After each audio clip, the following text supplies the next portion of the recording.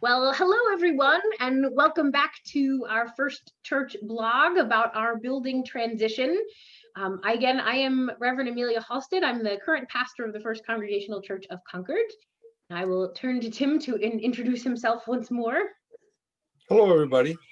I'm Tim Wildman, a longtime member of First Church in Concord and a retired pastoral psychotherapist and UCC minister also.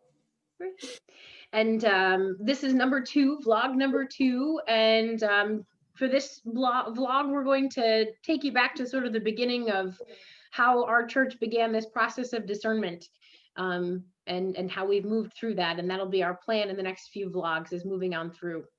So we're excited to share some of this information with you. Yeah, and we were. Just as a reminder, feel free to subscribe if you haven't yet. If you want to be sure to see what all the videos we have coming along, feel free to share these as well. There may be other congregations out there who are really interested in hearing about what we've done and why. Go ahead, Tim. I was just saying, we were saying to each other that we both and many folks in our church have had the experience in the past year and a half or so, as this has been unfolding, of people in the community coming up to us and say, "Oh, I'm so sorry, your church is ending, or you're going out of business," one person said, or whatever, and which is not true at all, but it gave us a chance to. It's giving us a chance to tell our story. Yeah. Right. Yes. Exactly. Yeah. We wanted to say right up front, we are not closing. Right. As a congregation, intentionally not closing. We have sold our building, and we'll get to the how we did that, and the why, but our ministry is continuing on, and we are eager to see what it is that God is leading us into in new ways and new places. So yeah. But now we're going to take you back to basically the whole year of 2018. Tim and I had been in conversations about all kinds of things, but a large part of that was about our congregation and the many ways in which there had been hopes and dreams about either putting in an elevator in the building, or making the building something that was far more usable for far more people. Because the reality is 2/3 of our building, at least, really we weren't using on a regular basis because we couldn't access it. Many of our congregation couldn't physically be there. And so that was at least some of that part of that conversation. And rolling into, go ahead, Tim, I'll let you take. Yeah, I also think we had both heard and were part of conversations from people that were charged with caring for our building, the operations ministry, that that more and more of our resources were going to our building.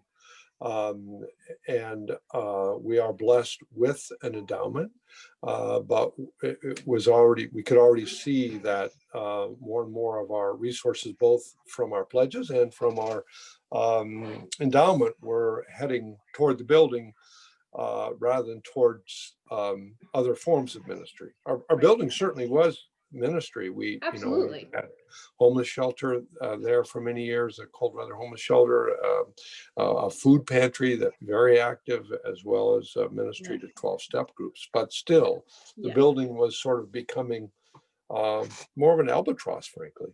Yeah. And so Tim and I, in the fall of 2018, finally decided, we should probably let other people in on the fact that we're talking about these things. And through conversation, decided to have one-on-one conversations with with couples.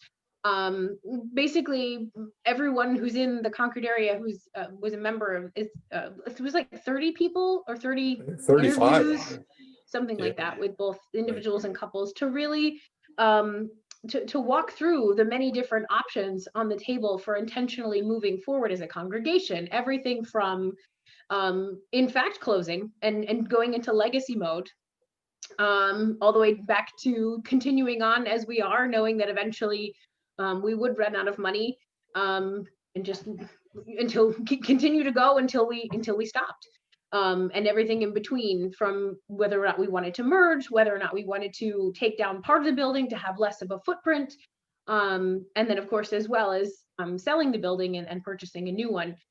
So we wanted to make sure all the options were on the table. We weren't trying to steer anyone in any particular direction, but at the same time, really wanting to make space for intention, rather than just kind of rolling on. Even if the intention was to continue on as we are, having that as an active intention creates space to then move forward in ministry with that in mind. We've chosen to do this. Now we know what we're doing, and it just makes it easier to continue on in the way, whatever that choice was. Right. Yeah.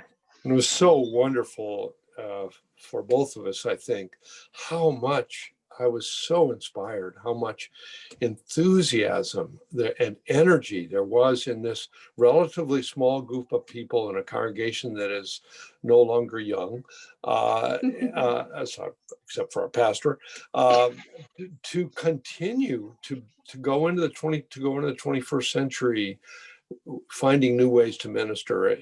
People were almost uniformly wanting to keep going. Yes. And that was just so inspiring. I just was so moved by almost, really every conversation. Yeah. Agreed. Yeah. There was so much passion and new ideas and thought. It was clear, at least to me, that we weren't the only ones who'd been thinking about it. Right. Which was really great. An Yeah. affirmation of, oh, okay, Holy Spirit, well, perfect. Let's get on board together. Exactly. So that's how this whole process started, and I think we'll leave you all there, hanging on the edge of your seats for the now, and we'll come back to you probably next week or the week after with a new vlog to take you from the step from there. Thanks for listening.